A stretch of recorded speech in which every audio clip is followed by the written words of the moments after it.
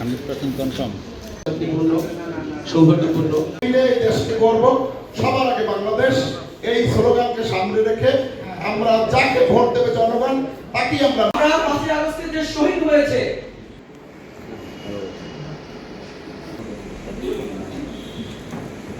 একটা বার্তা তাদের নেতা কর্মীদের। জাতীয়তাবাদী দল বিএনপি বরিশাল জেলা জুলাই আন্দোলনের মাটি পরিবেশে এখানে বসার কোনো সুযোগ ছিল না।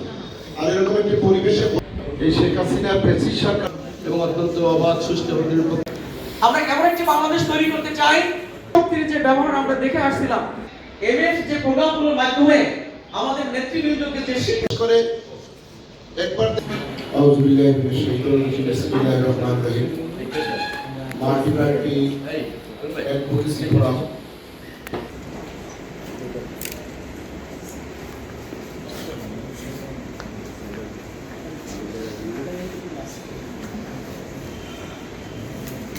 কর্তৃক আয়োজিত আজকের এই বাংলাদেশ জাতীয়তাবাদী দল বিএনপি বরিশাল জেলা দক্ষিণের সংগ্রামী সদস্য সচিব, বিশিষ্ট আইনজীবী, বিশিষ্ট রাজনৈতিক ব্যক্তিত্ব, সাবেক ছাত্রনেতা, যুব নেতা, আমাদের প্রিয় নেতা যারা অ্যাডভোকেট আব্দুল কালাম সাহিব, উপস্থিত রয়েছেন সেক্রেটারি জেনারেল জনাব অ্যাডভোকেট মজিদ হোসেন হেলাল, উপস্থিত রয়েছেন এনসিপি গণ অধিকার এবং অন্যান্য